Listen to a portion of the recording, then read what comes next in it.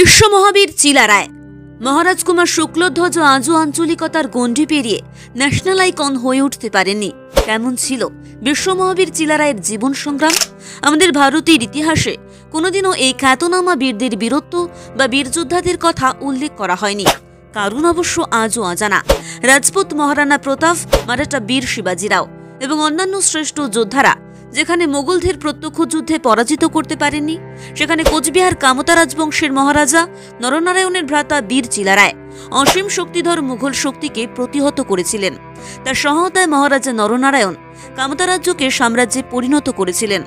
আন্তর্জাতিক খ্যাতিসম্পন্ন ঐতিহাসিক আর্নল্ড টয়েনবি 2000 সালে the journal of Indian air force অ্যানিভার্সারিতে উল্লেখ করেছেন, 20 শতকের 70-এর দশকের শেষের দিকে যে 3 জন সর্বকালীন বীরযোদ্ধাদের নাম উল্লেখ করেছেন তার মধ্যে বিশ্ববীর চিলা রায় অন্যতম। 1510 খ্রিস্টাব্দের মাঘী পূর্ণিমা তিথিতে মহারাজা বিশ্বসিংহের পত্নী পদ্মাবতীর গর্ভে জন্মগ্রহণ করেন বিশ্ববীর চিলা রায়। তার প্রকৃত নাম ছিল শুক্লধ্বজ। ছোটবেলা থেকে তিনি যুদ্ধবিদ্যায় পারদর্শী ছিলেন। ব্যাকরণ, সাহিত্য, জ্যোতিষ, শ্রুতি, স্মৃতি, ন্যায়, মীমাংসা প্রভৃতি বিষয়ে তার ছিল অগাধ পাণ্ডিত্য। তিনি ঘুড়ির বেগে রওনা করতেন বলে তাকে চিলা রায় বলা হয়। অসমীয়া ভাষায় ঘুড়িকে বলা হতো চিলা। আবার কামতাপুর রাজ্যের তিনি দেওয়ান বা মন্ত্রীর পদে নিযুক্ত ছিলেন বলে তার অপর নাম চিলা রায় দেওয়ান। রাজা বিশ্বসিংহ মৃত্যুর আগে বলে যান তার জ্যেষ্ঠ পুত্র নরসিংহ বিদেশে যাবে, তার আরেক পুত্র নরনারায়ণ রাজ্য শাসন করবেন এবং অন্য পুত্র চিলা রায় রাজ্যের সেনাপতি হিসেবে রণধর্ম পালন করে যাবেন। কিন্তু রাজা বিশ্বসিংহের মৃত্যুর সময় নরনারায়ণ ও চিলা রায়ের বিদ্যাশিক্ষার জন্য মহারাজা বিশ্বসিংহ রাজকুমার মল্লদেব নরনারায়ণ ও শুক্লধ্বজ চিলা রায়ের প্রখর বুদ্ধি ও শক্তির প্রাচুর্য দেখে এই দুই পুত্রকে নিজেদের দায়িত্বশীল করে তুলতে বারাণসী পাঠান ব্রহ্মানন্দ বিশারদের কাছে। তার জ্যেষ্ঠ পুত্র নরসিংহ মহারাজার অত্যন্ত স্নেহভাজন ছিলেন। কথিত আছে অতিরিক্ত স্নেহের কারণে তাকে বিদেশে না পাঠিয়ে রাজধানীতেই নানা রকম শিক্ষার ব্যবস্থা করেছিলেন মহারাজা। 1533 খ্রিস্টাব্দে মহারাজ বিশ্বসিংহের মৃত্যু হলে তার বড় পুত্র নরসিংহ সিংহাসনে বসলে গৃহবিবাদ শুরু হয় এবং চিলা রায় তার প্রিয় ভ্রাতা নরনারায়ণের পক্ষ অবলম্বন করে নরসিংহকে কামতাপুর থেকে বিতাড়িত করেন। নরনারায়ণ কোচ সিংহাসনে বসলে তিনি তার প্রধান সেনাপতি হিসেবে নিযুক্ত হন এবং রাজ অভিষেক হওয়ার সময় রাজকুমার চিলা রায় সংগ্রাম সিংহ উপাধিতে ভূষিত হন এবং রাজ্যের রক্ষণাবেক্ষণ ও সম্প্রসারণে গুরুত্ব দেন। বিশ্বসিংহের সময় থেকে পাশের রাজ্য অহোমের সাথে কোচ রাজ্যের তিক্ততার সম্পর্ক ছিল। নরনারায়ণের সময় যা চরম আকার ধারণ করে, ফলে যুদ্ধ শুরু হয় এবং দীর্ঘ বছর যুদ্ধ চলার পর 1563 খ্রিস্টাব্দে অহোম রাজ শোচনীয়ভাবে পরাজিত হন। অহোম যুদ্ধে শুক্লধ্বজ বিরাট দক্ষতার পরিচয় দেন। একসময় ভরলা নদী অশ্বারোহণে লাফ দিয়ে পার হন এবং চিলের মতো তীব্র গতিতে শত্রুপক্ষের উপর ঝাঁপিয়ে পড়তেন বলে চিলা রায় অভিধায় ভূষিত হন।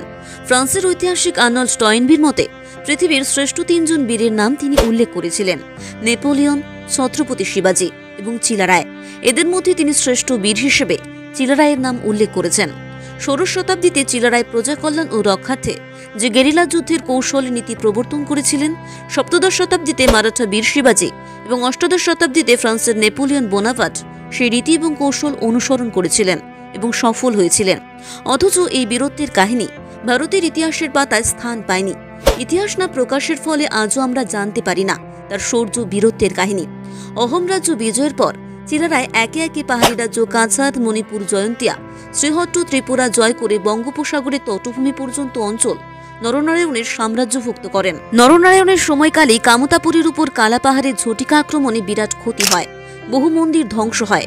এর পরিপ্রেক্ষিতে নরনারায়ণ ও চিলা রায় গৌড় আক্রমণ করেন, কিন্তু সফলতা পাননি। রাজকুমার চিলা রায় এবং মহারাজা নরনারায়ণ দুজনই শিবভক্ত ছিলেন।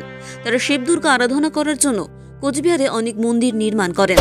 এ সময় বৈষ্ণব ধর্মগুরু শঙ্করদেব অহোম রাজ্য হতে বিতাড়িত হলে চিলা রায় তাকে কামতাপুর রাজ্যে আশ্রয় দেন এবং তার ধর্মমতে দীক্ষিত ও মোহিত হন।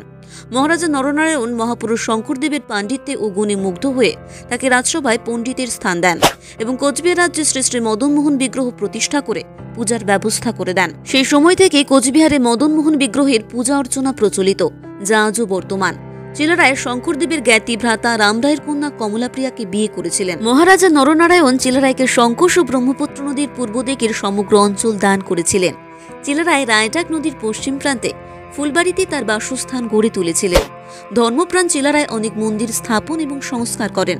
তিনি এবং মহারাজা নরনারায়ণের প্রচেষ্টায় কামাখ্যা মন্দির 1565 খ্রিস্টাব্দে পুনর্গঠন করেন। এই মন্দির নির্মাণের দায়িত্ব দিয়েছিলেন মহোত্রাম বসুকে। জনশ্রুতি আছে যে চিলারায় না থাকলে কামাখ্যা মন্দিরের পুনর্গঠন কোনোভাবেই সম্পূর্ণ হতো না। চিলারায়ের মৃত্যুকাল সম্বন্ধে মতভেদ আছে। কথিত আছে যে দ্বিতীয়বার গৌড় আক্রমণকালে এই মহান বীর 1571 খ্রিস্টাব্দে চৈত্র মাসে গঙ্গা তীরে বসন্ত রোগে মৃত্যুবরণ করেন।